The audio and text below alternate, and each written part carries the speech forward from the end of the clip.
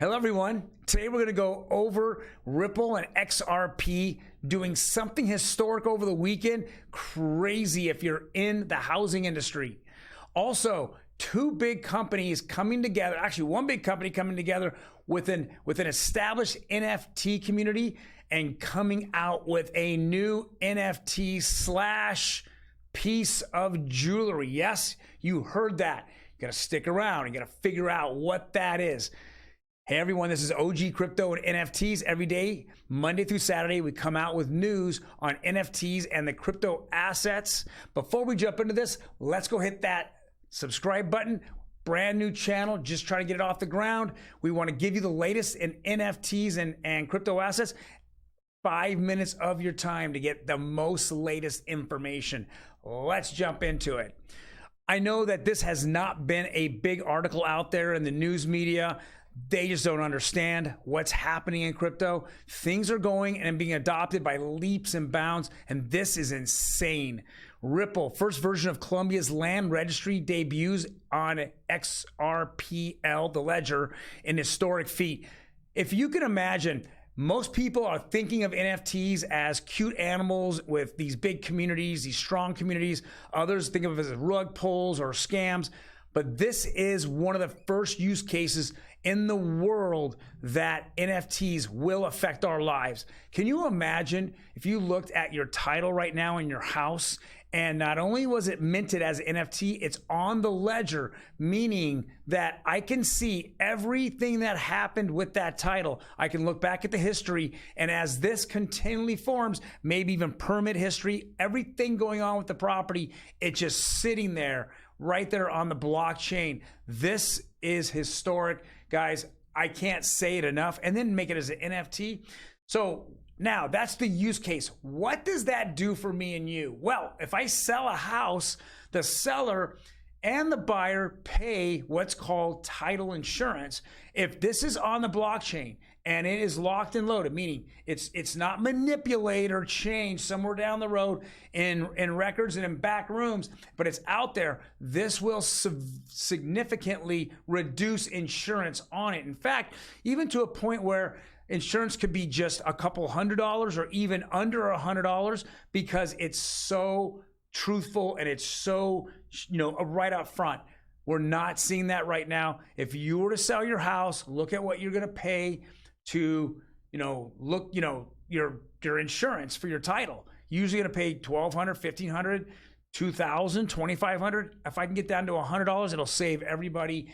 It is $1 billion and trillion dollars that we're going to save annually as this continues to break out, especially here in the United States.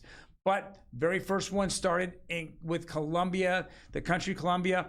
They have put the first piece on there, the first title. It looks like it's on there. It looked like it worked out well. Now they have announced they're going to put 100,000 more pieces of title on the XRPL. And I can't wait for the future here for them to start minting NFTs as title. I'm really excited to see this case use. Next article says crypto customers, a long battle ahead in bankruptcy. I've kind of gone over with this. Well, the bankruptcies of Voyager Digital and Celsius Network, this is nothing easy for any of us here. Anyone that's actually has money in either one of those, companies, and they are going through bankruptcy. I've told people my plight with MCI WorldCom that they owed me, $800,000, turned to $80,000, turned to I owed them $100,000. And this is all through bankruptcy. It's all bullshit that you have to deal with. Anyone that's out there, guys, I would expect very little, if no money coming in, and anything coming back, somewhere in the next 12 months or even 24 months would be absolutely a God blessing for you. Next article, something new that just came out. This is very interesting. SEC charges 11 people in alleged 300 million crypto Ponzi scheme. Now, if I go down, they go over the name of the company here. So right there, the name of the company that happened, and it says the scheme called Forsage, claimed to be decentralized smart contract platform. It allowed millions of retail investors to enter into transactions via smart contracts that operated on Ethereum, Tron, and Binance blockchains.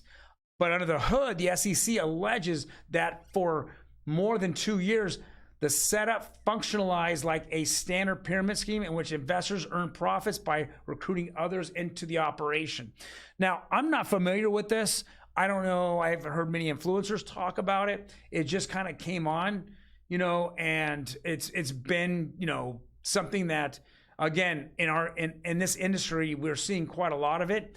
Since it's not being regulated and people talk about it being decentralized, the SEC and other regulation watchdogs are just not on top of it as much, and with that being said, you get all these schemes, and if it breaks down to, new investors, money's getting paid out to old investors to keep the churning, like, the Ponzi schemes of, many years ago.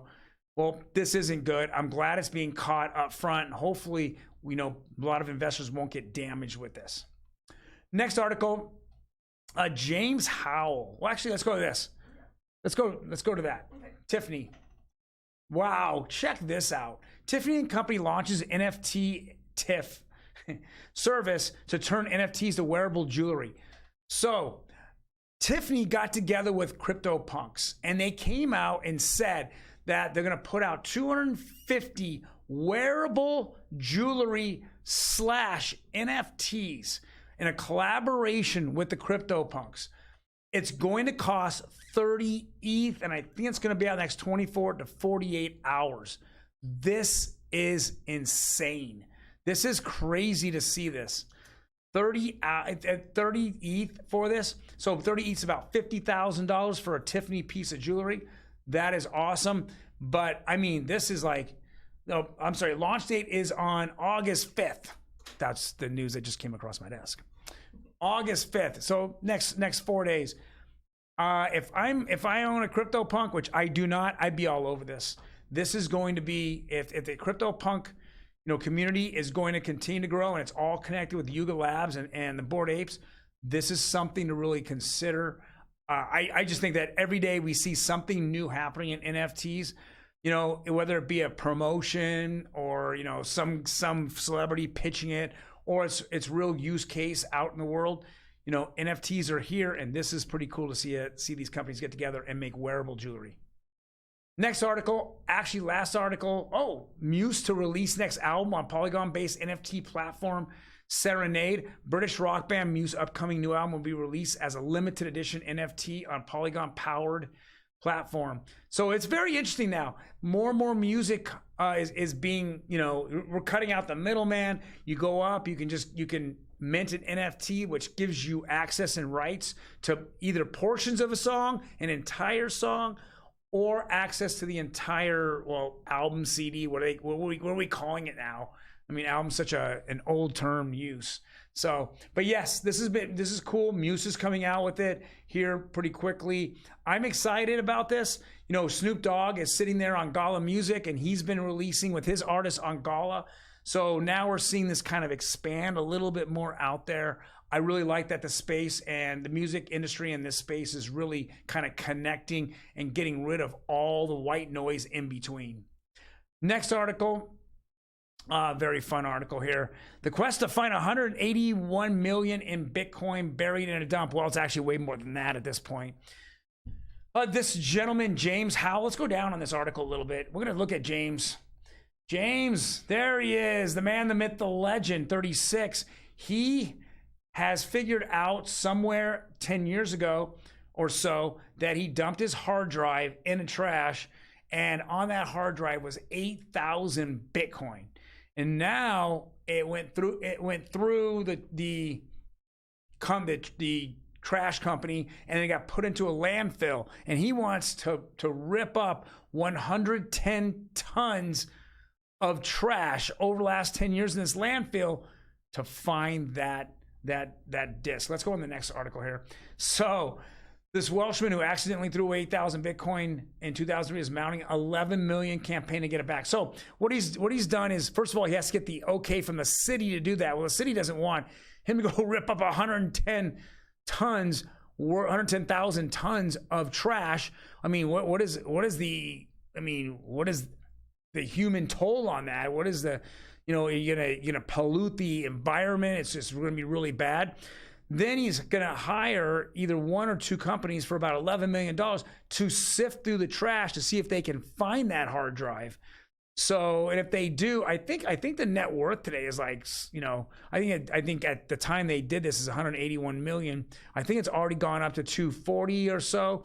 And if you look at Bitcoin at 70,000 at the time, you're looking at almost $500 million worth of money that this guy has just thrown away in the trash many, many years ago. So we're going to find out how this is going to work. I know that one of the companies, and I can't remember the name on it, was going to have some like bionic dogs go through this and try to sniff it out or whatever, you know, figure out where this disc is at. Crazy. Is it robot dogs? There you go. Thanks. My producer popped this up. Robot dogs and an AI-powered scanner. Hal says he believes that would be minimized. Wow, this is crazy. So, but guys, thank you very much for joining me. If you have any comments on him, you know, James Howell, definitely leave it below. We really want to talk about this guy. You know, it's like this, you know, this craziness that has gone on. And would you, if you knew you had thrown away, you know, a hard drive or a disk and it had 8,000 Bitcoin, what would you do? You know, I mean, you really can't hire a company for 11 million. I'm sure he doesn't have 11 million. So he's basically just saying, hey, if you find it, I'll give you $11 million, right? But so they're going to put the money up front to figure this out. Would you believe this guy? I mean, there's a lot here to understand. So we're going to find out because he's very much on top of the city council about ripping up this landfill. All right. Other than that, smash that like button, guys. Check us out on our Instagram page. And we post a lot of things on there as well. If not, I will see you tomorrow. You guys take care.